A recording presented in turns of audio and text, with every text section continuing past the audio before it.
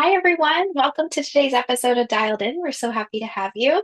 Today, we have Ashley Phillips and Jordan Perry visiting us today. Ashley is a former teacher who's transitioned into the corporate world to build a career and her own business in digital transformation and production, improving manufacturing and employees. And that allows her to also support teachers who may be transitioning into sales or changing careers from teaching. She is also the author of the Teacher's Guide to Changing Careers, which will be linked in the description below. So be sure to check that out. And we have Jordan, who served in the military for 12 years, working in aviation, intel, and emergency management space. Now he's focused on digital transformation in the workforce and transformation in the government, and is also currently taking his PhD for industrial organization psychology, which is focusing on the impact of psychological burnout on veterans in transition. And they're both here to talk about both their career transformations and their passions that they're pursuing right now. Hey, Welcome, both welcome. of you. We're so excited to have you with us today. Let's jump right in. So, you both have experienced career transitions. Let's talk about what made both of you want to make that change. What inspired the transition? Yeah, I mean, I can go. So I was a high school social studies teacher and I was coaching, three sports a year. I was working all the time, doing things in the summer, detentions on Saturdays, all kinds of things. And I realized that I just wasn't very happy at the end of it. I wanted a better quality of life. And I found that there were things in my personal life that I was unhappy with. There were things in my professional life I was unhappy with. And it just became cyclical. Like I couldn't change my personal life because I didn't have the financial means. And no matter how much I added with the teaching burden, it never supported a different lifestyle change. And so it just became one big mess. And I kind of wanted to change everything about my life. And so I started with my career, with a big career change. And I was able to, at the end, my goal was, if I get really down to the core of it, is I just wanted to be happy. And so there's so many ways in my life that I wasn't happy. And so that was my big driver was, what do I need to do to just be happy and live my life? That's awesome. Jordan, how about you? So my story is a little different. I was medically retired out of the military, so my physical and mental injuries were too extraneous for the military to start to correct over time. And so I was what we call medically retired. So I don't get a retirement, but I get my disability from the VA. However, I will preface that at about my 10-year mark, I was at E6 and I had started to see that my values as a human stopped aligning with the military. And so I felt that it was time to leave. And then kind of serendipitously, I had an injury occur. And they sent me to go get better, but within getting better, they ultimately evaluate to see if you can continue. Again, I was at my point where I didn't see myself growing in the organization in the enlisted community. And then if I was going to go into the officer community, I was already kind of tenured. And I really just wanted to go work in like special operations in like intel and not really conform to the traditional modalities of being an officer, which is not really what the Navy wants. The Navy wants you to want to align with the more traditional roles. So It makes a lot of sense, and I appreciate you explaining kind of like what was going on in your mind in those shifts. And mhm. I think, in that type of like very mindset driven role, like your mindset is everything. And I also think that might be a theme that a lot of folks can relate to at, a lot of roles being there at that 10-year mark of like, maybe you're not the same person or have the same values as you mentioned as when you started. And Which I'm curious about from a mindset perspective, like what are some of the shifts? Like what are some of the thought processes that you went through when you started to make that decision to transition your career? So first of all, you kind of, as a teacher, you kind of sit with the guilt. And Jordan, I think you will probably have a very similar answer in some ways, because although teaching may not have the seriousness or we think of the military, teaching has also become very scary for a lot of parents, teachers, students, families, and that it's not as safe as we once thought that it was. And so when you start to, as a teacher, when you think, okay, Jane, to your point, you make this brave step, I'm going to make a change, then you have to actually take a step to make a change. And what ultimately happens for a lot of teachers that I talk to and for myself is there's this fear and there's this guilt of teaching of like, I'm supposed to be of this profession that's so noble, and I educate children and I put them before myself. And all of a sudden, you're putting yourself ahead of that and you're realizing I don't fit here. And Jordan, to your Mhm. point, whether it's organizational alignment and like, hey, I don't belong here anymore, it's this weird feeling of guilt. And so the mindset shift has to be that it's okay to put yourself first. It's okay Mhm. to put your physical safety first, your mental safety first, your psychological safety first. A lot of teachers come to me and they're seeing a cardiologist and their hair's falling out and they're on their own mental health leaves. And so it's just become this idea of when I'm going to leave is you got to get beyond what other people think about it. And it's got to be okay to be a little selfish, to get past the guilt of leaving and get over like, hey, I'm just a teacher. What am I going to be able to do? Can I even do this? You're going to have to find that inner strength or find a network, find a coach, find somebody that you can rely on to help you get past that mindset of, how do I get beyond, this prestigious or supposed prestigious, job that I have where all of a sudden I'm saying, I don't want to do that anymore. I'm going to choose me first. Yeah, that makes a lot of sense. I appreciate like the mindset shift, and also like, I'm curious if you do have recommendations for folks that, because it's not always so easy to just say like I don't care, like I'm gonna do what's best for me. And especially, like a lot of us, I think more than sometimes we often categorize, are in that helping profession, or we Mhm. are people pleasers, or we are like we have pressures like financially. I think you mentioned Ashley as well, like there are a lot of pressures and dynamics to why we may stay in some situations, and also why it might be harder to ignore when people are like, oh no, I don't think you should do that, or don't you know that's going to be harder than doing like just sticking it out, etc. So, what are recommendations you'd give to somebody who's kind of in that deciding place? I find there to be ancillary factors that keep people in these places, such as like I have a car payment, a motorcycle payment, kids, wife, house, mortgage, the whole nine yards, kids in school. I think that's perfectly reasonable to want to stay in the military because that is effective, at least from a male perspective. Effectively, my job is to ensure that my family is going in the right direction. And if that's why you stay in, that's fine. But the reality is that if that isn't your why and you're only staying because somebody above you is telling you that it's the right decision for you, then you have to have enough self-awareness to be like, is this really the right decision? Then you have to really think about, okay, what's the next step? When I got out of the military, I had no idea what I wanted to do. And then somehow I got aligned to the company that I'm in, and I've been pretty okay at it. But largely, they just have to have the self-awareness to realize this is not for them anymore. I mean, that's I guess, the best answer that I can give to your question. But then also taking their skill sets and saying, okay, how does this apply to corporate America? Or do I want to go into the government and do the same thing that I was doing, just be on the government scale? Yeah, I think it's similar for teachers. It's sitting there and saying, okay, well, a lot of teachers, if you ask them, why did you get into teaching? They'll tell you they have a passion for education, right? They want to see the light bulb light up. They want to see those hamster wheels a spinning. Like they want to see kids grow. They want to see kids engage. And I taught high school and I thought it was really cool watching them become adults. It's really fun to watch them get their permits and then go driving for the first time on their own. And it's fun to watch them learn about romantic relationships and who they are as a person, because a lot of times they like jump into wanting to date somebody and it's like, do you know who you are yet? Have you figured out what you even like or don't like? And they're like, oh, I don't know, so it's really, for me, it was so fun engaging with children who are young adults who are about to go out into the world and they can become whoever they want to be.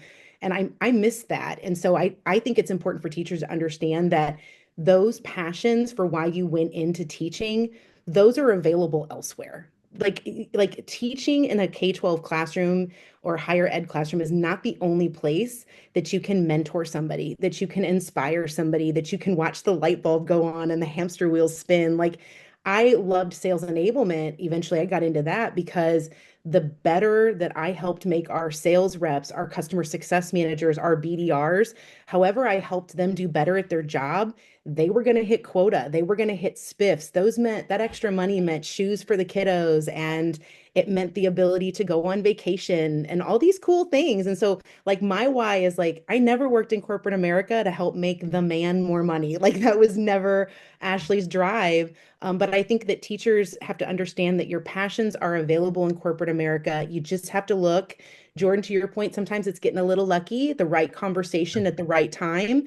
And that's why I tell teachers, like, don't be embarrassed. Like, pick up the phone, call 5 people you know, and say, hey, I want to change. Do you know anybody? And just follow the rabbit hole and Kevin Bacon the heck out of your life and see how you're connected to people you didn't even know. And before you know it, someone's going to be like, oh, I think we have a customer success opening. I don't really know that person. Like, let me email them and figure it out. Right. And so that's my suggestion is like, whatever your passion is, know that it's available beyond wherever you're at. You can do whatever it is you want to do. You just got to find the right opportunity. You both have talked a lot about having confidence in yourselves and having that self-awareness, which so many, I'm going to go out on a limb here and say so many people don't have necessarily, right? Or they haven't had the experience to develop those skills. So curious, as you took those next steps from teacher, military, what helped you decide, hey, here's where I feel like I'm going to fit and fit really well? Like I about 5 years into my career, I was like, my resume is not telling a story. Like this is just scattershot. I think a great way to reflect and then turn that into something tangible is building your personal brand. So who is it that you want to be? When I meet HL, when I meet Jordan, when I meet Jane, like what do I want them to feel when they meet me? What do I want them to know about me and know that they can come to me for? And so start to like build this brand and that will give you confidence because you know who you are. And if you're in a situation that's not for you, like walk away from it, right? Like you're not going to fit everywhere and that's okay.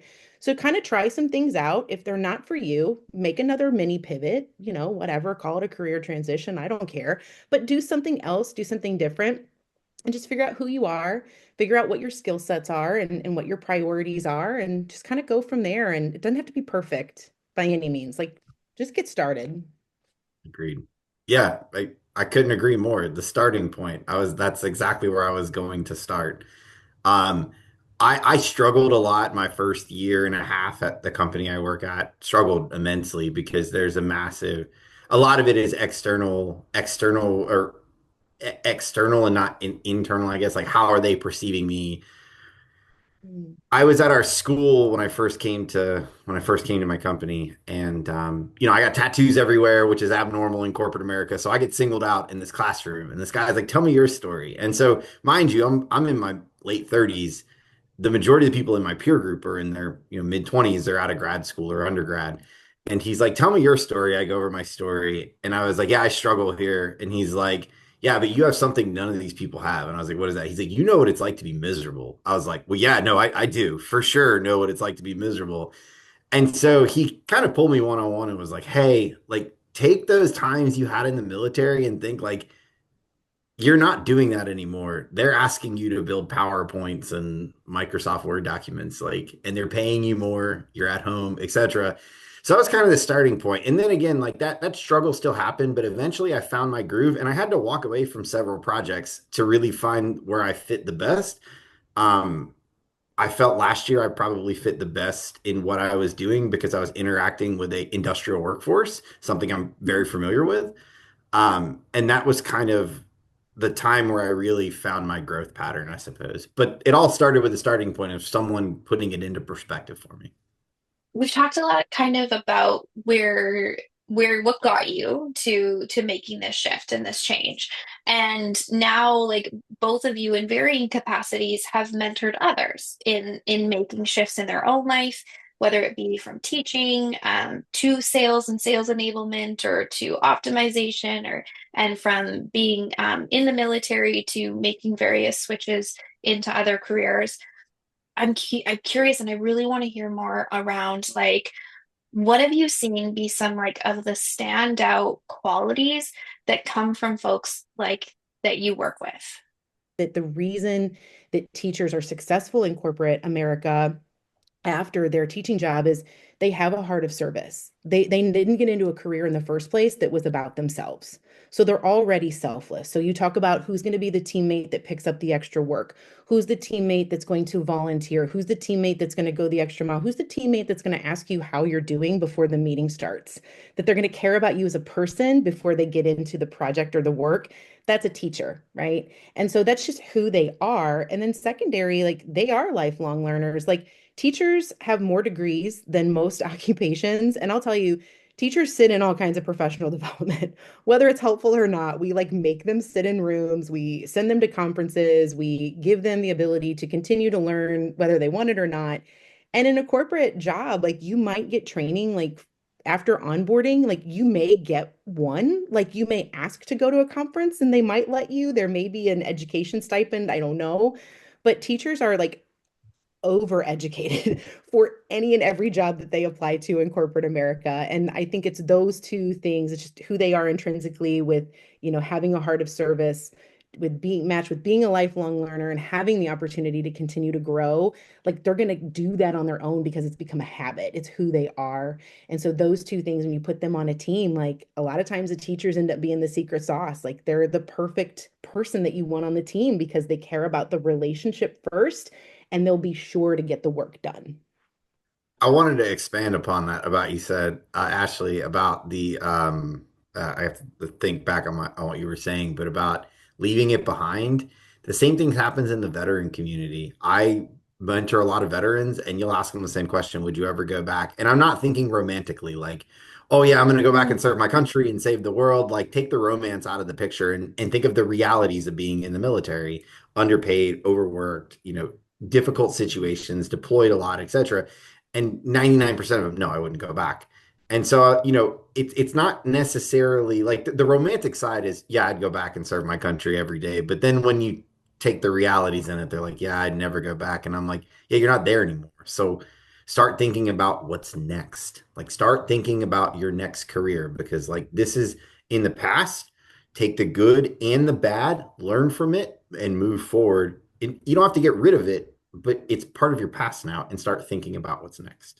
Let's talk for a minute about what advantages do you think career transitioners have coming into new environments? What sets them apart maybe from other candidates? And why should they not be afraid to start at the bottom again?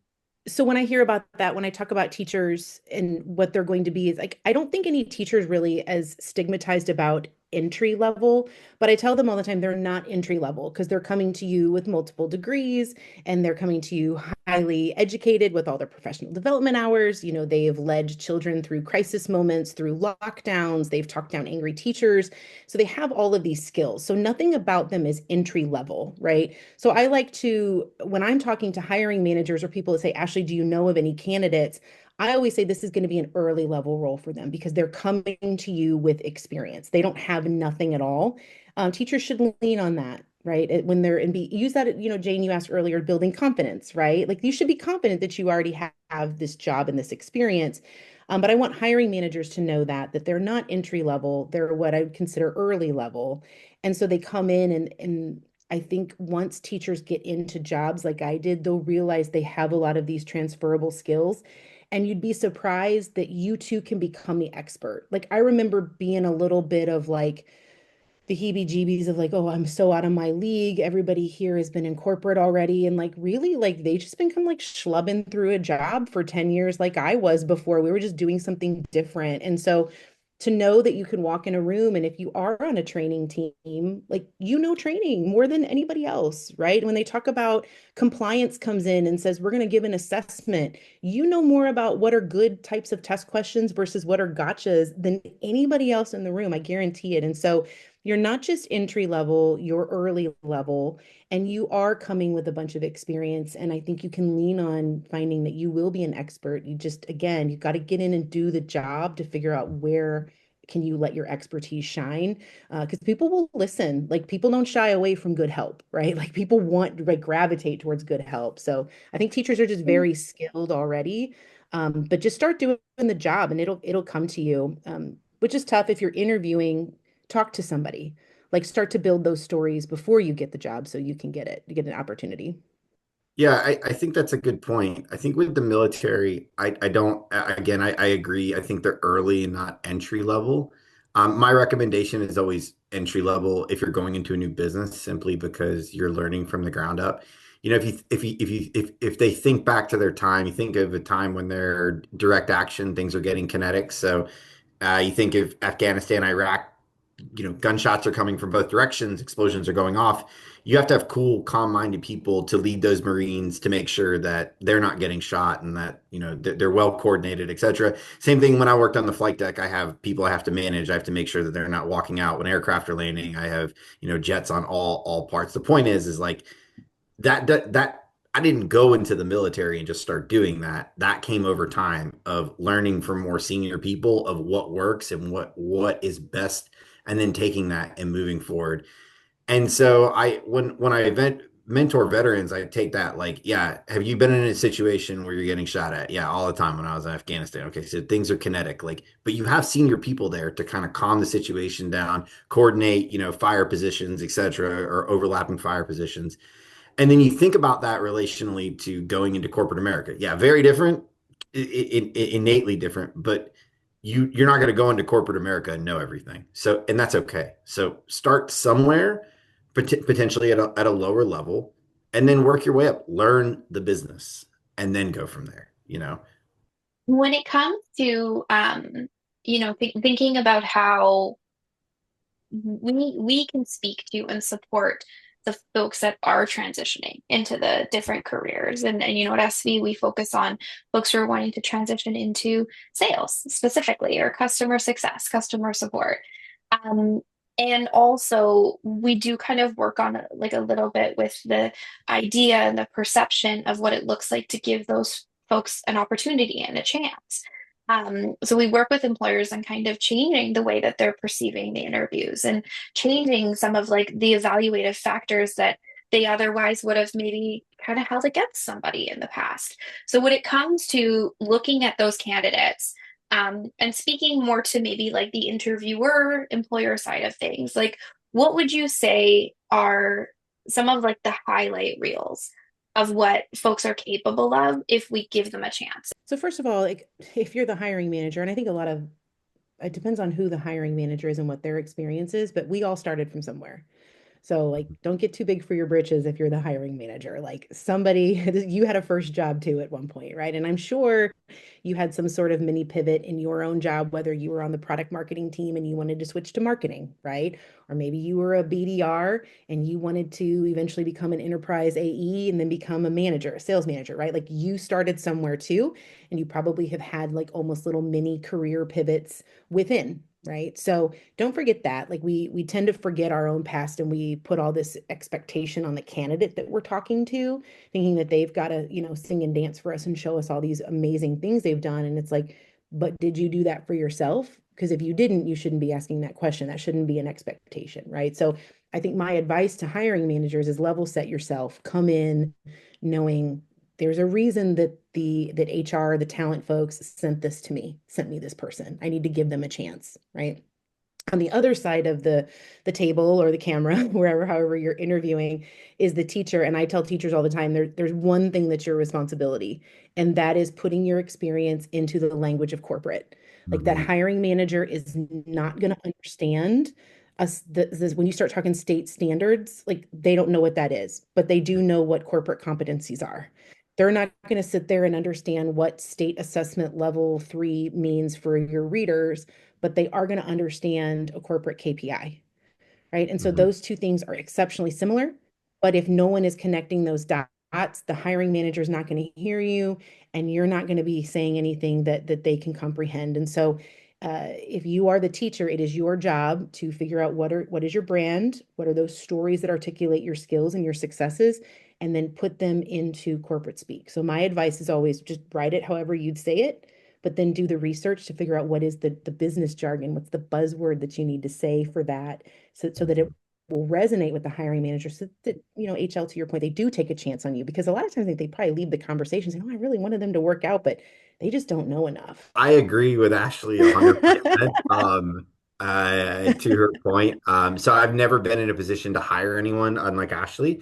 So I can't really speak to that too much, but I think the humility of saying, I started somewhere. Yeah, they may not have all the skills and talents we need, but they have enough of them to get to start to comprehend the job, and then we can train them from there. The reality is that oftentimes they will look to explain things the way that they would in the military. I'm like, stop.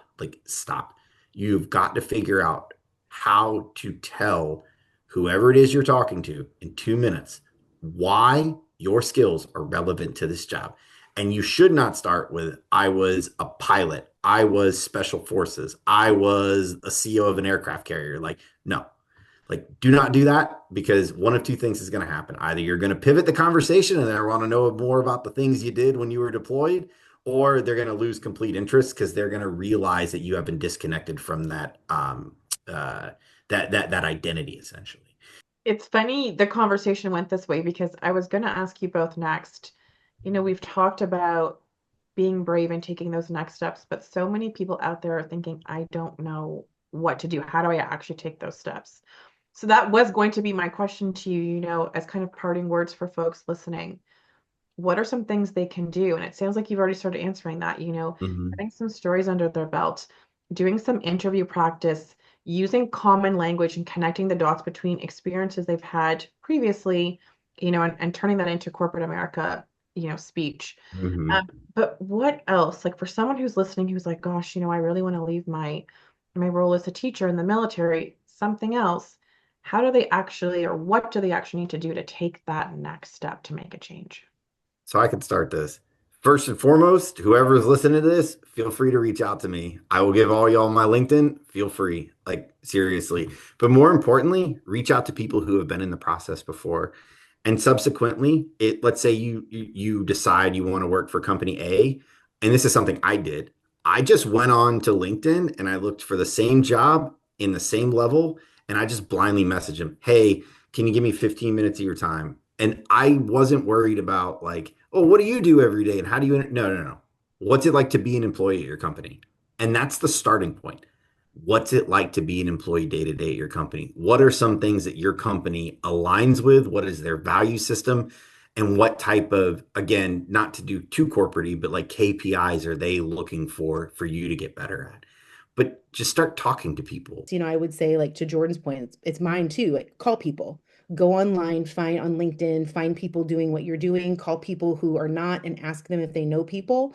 And in the same time you're doing that work, figure out your brand, figure out the micro stories that go with that. I tell people all the time, on your resume bullet points, flip it. Teachers will give you a 8-line bullet point that is a bunch of gibberish and it says a lot of Mhm. things that are great, but it doesn't translate. And I tell them, like, cut it down by 80%, put your data at the front. I want to wrap up with like what Jordan said too. You just have to get started. You just have to go Mhm. for it. You just have to find where it is you want to be, the company type style role, and just start asking questions. Just get curious about it.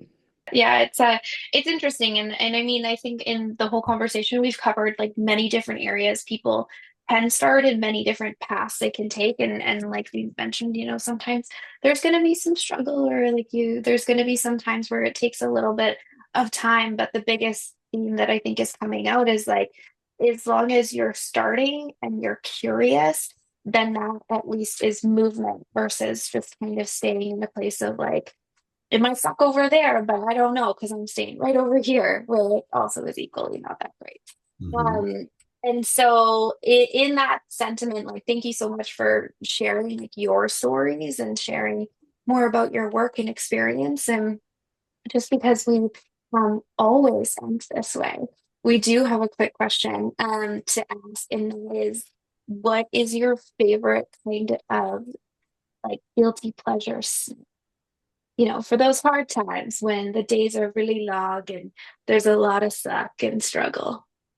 Yeah, I'm a sucker for like a puffy Cheeto. Yeah, there's no hesitation. Like, Yum. Mhm. it's like not, it's fake, it's not real, and it can't be like the chickpea organic like, no, like a classic Cheetos Cheeto. orange powder that stays for days, that. Ooh. that's a tough one. I mean, Jordan, are you going to say you're too healthy? no. A chocolate chip cookie is like a knife to my side. Like it really is. Like, yeah, it's one of those things that I have to avoid at all costs. My guilty pleasure, I would say, is a chocolate chip cookie. But then again, when I get stressed out, especially when I'm at the office, there's free coffee, so I wind up drinking coffee all day, which is probably bad, probably just intensifies Jitters. anxiety. Oh yeah, it's terrible, but like, yeah. Awesome. Thank you.